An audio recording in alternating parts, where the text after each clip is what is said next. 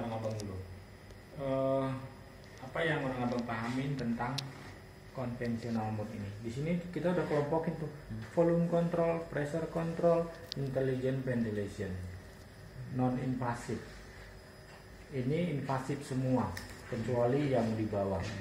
Yang atas volume control, yang sini pressure control. Nah, kalau ditanya apa yang orang abang pahamin tentang yang konvensional ini, yang model-model lama ini model baru, ini model lama.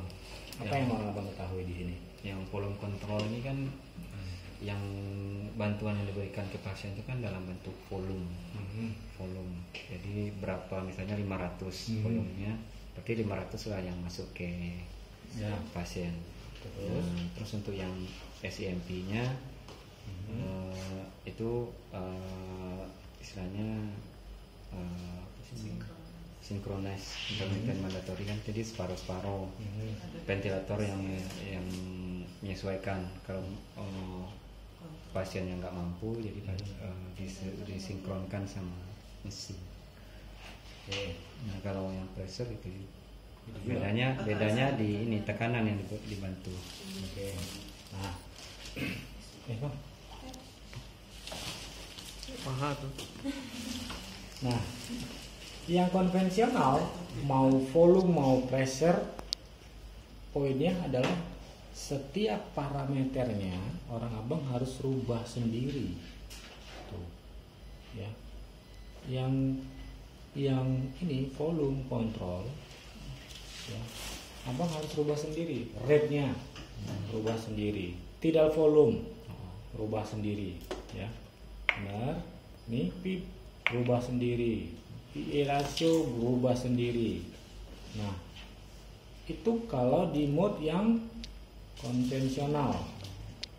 Lalu pasien itu masuk ke ruangan ICU bisa kondisi apnu, kondisi mulai napas, kondisi spontan. Ya. Jika dia masuk dari apnu di sini atau pressure control di sini. Ketika pasiennya sudah mulai membaik, dari sini atau dari sini bisa pindah kemari. Dan pindahnya itu secara manual. Maksudnya manual, kita yang memindahin mode-nya, kita yang men-setting lagi ulang settingannya gitu. Oke. Lalu begitu juga nanti kalau pasiennya sudah spontan, kita harus pindahin juga secara manual. Dan kita harus pantau pasiennya sudah layak nggak pindah ke mode spontan. Itu kita pantau secara manual. Itu kalau orang kakak lihat, orang abang lihat, orang abang pantau.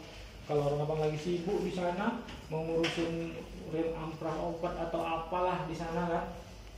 Nah, padahal pasiennya sudah spontan, sudah harusnya pindah spontan. Nah, abang pindahin nggak? Pindahin kalau dilihat, kalau enggak pindahin. Nah, ya kan? Itulah kalau konvensional atau yang model-model lama. Nah, diciptakanlah oleh si Hamilton ini. Hamilton ASP. Pasien tadinya apnu maupun mulai napas maupun spontan itu bisa hanya satu mode. Otomatis. Iya, otomatis. Hanya satu mode. Kasarnya dari intubasi sampai ekstubasi satu mode. Tapi kita nggak tahu perkembangan Perkembangan. pasien. Tahu. Ini ventilator yang Cuman apa kan? berarti kalau dia mulai nafas dia langsung menyesuaikan diri. Ya, ketika pasien masuk di intubasi, lalu dipasang ventilator dengan ASP, ya kan? Nah, langsung dipasang dengan ASP, pasiennya tidak napas. Ventilatornya memberi napas dengan ASP. Dia beri napas. Terus kalau pasiennya sudah mulai napas, ventilator dengan ASP mengurangi bantuan napasnya. Dibiarkan diberi pasien kesempatan napas. Gitu. Lalu kalau pasiennya sudah spontan, udah ventilatornya ibaratnya diam aja, membiarkan pasien napas. Dia jaga terus. Pasien-pasien tiba-tiba nggak napas lagi, dia kasih lagi napas. Yang paling aman itu Secara otomatis. Ibarat kalau kendaraan bermotor, kendaraan bermotor itu Matic yang gitu matic ya. dengan yang manual. Kalau manual kan kita harus masuk gigi, naik mau lebih cepat lagi masukkan gigi lagi gitu kan.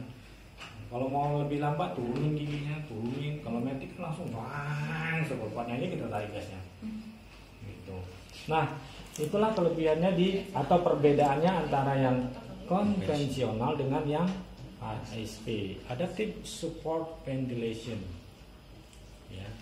Di ruangan ICU itu cukup kompleks. ASP ini diciptakan untuk mengurangi keribetan, mengurangi kompleksitas di ruangan ICU. Di ruangan ICU itu banyak alat, di ruangan ICU itu banyak pekerjaan. Ya, orang abang diadakan di sini, dihadirkan di sini, termasuk dokter dihadirkan di sini sebenarnya untuk merawat, memproses kesembuhan pasien, bukan untuk memantau alat terus, perubahan alat terus, hubungan setting terus. Coba orang abang bayangkan, waktu untuk men-setting, memperhatikan alat itu digunakan untuk fokus memantau kesembuhan pasien. Bayangkan, ini kan daripada kita mengarang indah buat perawatan, mengarang indah gini. Mending kita fokus lihat kondisi pasien, apa yang harus dilakukan. Nah, kerjaan-kerjaan yang merubah settingan ini semua dilakukan ventilator. Begitu. Gimana pendapat? Pak, kalau setiap perubahan itu nanti ada nggak terdeteksi di ventilator? Ya, kita contohkan yang manual dulu ya, biar orang nggak lihat. Contoh nih, yang volume control di setting misalkan 500, tuh. SCMP volume control start, jalan dia. Nih, jalan. Ya. Yang diberikan 500, yang terjadi masih 290. Tunggu napas berikutnya. Pompa, naik pelan-pelan. Ada alarm, setting ulang dulu. Oke, nah ini kan kita setting kan? Setting ulang dulu. Ada yang dilakukan setiap saat. Harus saya tengok lagi. Nih, udah capek belum? Belum. Kalau belum capek tunggu dulu, mungkin beberapa saat lagi. Aku udah harus nungguin di sini, udah berapa lama habis? Harusnya tadi saya udah bisa ke sana ngurusin yang lain kan? Gitu. Nah, itu udah mulai naik. 309. Tunggu lagi. Tunggu terus. Mulai naik. Nah, udah ada nggak napas pasien? Harus kita lihat. Oh, ini pasiennya belum napas ini. Lihatnya dari mana? Lihatnya dari rate-nya di setting 12, tapi yang terjadi 12. Oh, belum ada napas. Berarti kita harus lihat aja langkahnya. Tekan di sini, lihat di sini, baru bandingkan dengan ini. Itu kita lakukan. Nah, terus ada alarm. Alarm pressure limitation. Berarti kita harus memberikan tindakan. Berapa tidak volume yang terjadi? Masih kurang, belum sampai 500. Coba naikkan lagi batas alarmnya supaya jangan alarm. Oke, naikkan. Tuh, Malam. nah, ini udah malam. Ini saya masih sore, masih fresh, masih kelihatan, masih lihat ya kan. Kalau udah malam, alatnya ini memang tekan tombol ini, diam, ya kan. Gigi lagi dia sebentar ke meja, gini lagi ya kan. Nah, inilah aktivitas kita pada waktu mode konvensional. Terus pasiennya mulai napas nih, tuh, nih napas, tuh, ada napas. Kalau ada napas nanti dia bunyi itu. Bunyi alarm. Tuh, bunyi alarm high minute volume. Mau ngapain ini? Bangun kita dari meja, lihat. High minute volume. Minute volumenya sudah naik. Kita harus lakukan perubahan dong berarti. Oh, pasiennya sudah mulai napas. Oh, konsul, telepon dokter, pasiennya udah mulai napas. Oh, ya udah kalau gitu pindahkan aja ke mode SCMP. Kita pindahkan secara manual kan? Pindahkan. Nanti settinglah pressure supportnya ya. Pressure supportnya berapa dokter? Pressure supportnya 10 aja katanya. Oke, confirm. Sambungan ke pasien, disambungkan ke pasien. Ya, tunggu lagi, nggak lama lagi, alarm lagi, bunyi lagi, masih alarm high minute volume berapa ininya? Oh, setting lagi alarmnya atau perlu rubah nilai rate-nya turunin. Misalkan rate-nya jadi 8, nah turunin jadi 8. Nah, abang lihat di situ setiap ada perubahan harus lakukan settingan ulang. Benar ya? Oke, kita ke mode ASP sekarang, mode ASP. Lihat, kita hanya men-setting di awal 100%, peaknya misalkan 5. Lalu tinggi pasiennya berapa? Misalkan 160. PSP limitnya misalkan 35 misalkan. PSP limit ini apa? Pressure ASP limit, batas tekanan kerjanya si ASP. Limit paling atas. Iya. Betul. Iya. Nah, kita confirm, udah jalan. Nah, ini kalau pasiennya nggak napas. Pasiennya nggak napas, dia kasih napas. Ya. Tuh, ada alarm. Oke, biarin alarm, nanti dia sendiri yang akan setting itu. Ya, alarm VT low, kenapa VT low? Karena VT-nya terlalu rendah. Batas alarmnya berapa? 231. Ya, batas alarm 231. Nah, ini karena hanya beberapa kali napas baru disambungkan. Tunggu beberapa saat, nanti dia akan diam sendiri. Tuh. Nah, berapa napas spontan pasien?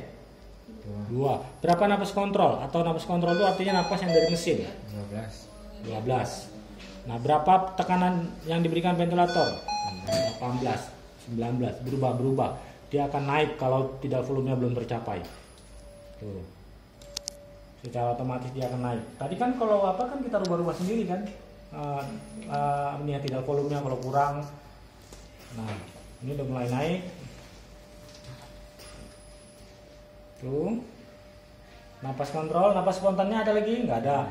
Napas kontrolnya dinaikinnya jadi 18. Sementara tadi kita setting 12. Ya kan? Minute volumenya 6 liter. Ekspirasi minute volumenya. Dia tidak volume ada setting nggak? Nggak ada. RR ada setting nggak? Nggak ada. Terus apa lagi ya? Time inspirasi ada setting nggak? Nggak ada. Orang abang cuma setting 3 ini aja sebenarnya poinnya. Nah, lihat. Tidak volumenya 300-an. Minute volumenya 6 liter. Untuk pasien 160 cm. Lihat frekuensinya 17 di settingnya. Tiba-tiba pasiennya mulai napas nih. Pasiennya mulai napas. Tuh, ada napas. Lihatnya dari mana? Frekuensi spontan 5. Ada napas. Frekuensi spontan 7. Nah, lihat. Pressure inspirasinya 7. Tekanannya turun. Tidal volumenya berkurang. Minute volumenya tetap stabil 6 liter. Tuh. Lihat, frekuensi kontrolnya naik. Frekuensi kontrolnya turun kan? Secara otomatis kan? Oh, nggak ada settingan khusus. Nggak ada. Dia tahu pasiennya napas atau tidak. Karena dia tahu juga jumlah napas spontan pasien. Yang normal berapa? Untuk pasien yang tingginya 160 cm. Itu dia tahu. Gitu. Dia tahu karena kita kasih tahu. Kita kasih tahu ventilator pasien ini tingginya 160 cm. Kamu kasih pasien ini napas sebanyak 6 liter. Sini lihat. 5,7 liter per menit. Saya nggak mau tahu kamu kasih RR berapa. Saya nggak mau tahu kamu kasih tidal volume berapa. Pokoknya pasien ini harus bernapas 5,7 liter dalam 1 menit. Gitu. Ini dia nyari otomatis kan setelah kita masukkan. Yes, dia tinggi otomatis. badan. Setelah kita masukkan tinggi badan. Tuh. Nah, ini lihat. Sama, nah ini mulai turun. Frekuensi spontan naik. Mana kak? Frekuensi total. Ini 9. RR spontan. Kontrol. Yang total. Ini, ya ini frekuensi total. Frekuensi total itu maksudnya frekuensi kontrol ditambah frekuensi spontan. Perubahannya itu kak nggak signifikan, maksudnya nggak langsung ya. Dia ada delay-delaynya dikit, gitu. Tadi beda-beda. Iya. Karena napas itu kan dihitungnya per menit ya. Gitu. Nah lihat, ini. Udah nggak ada lagi napas mesin, napas pasien semua itu.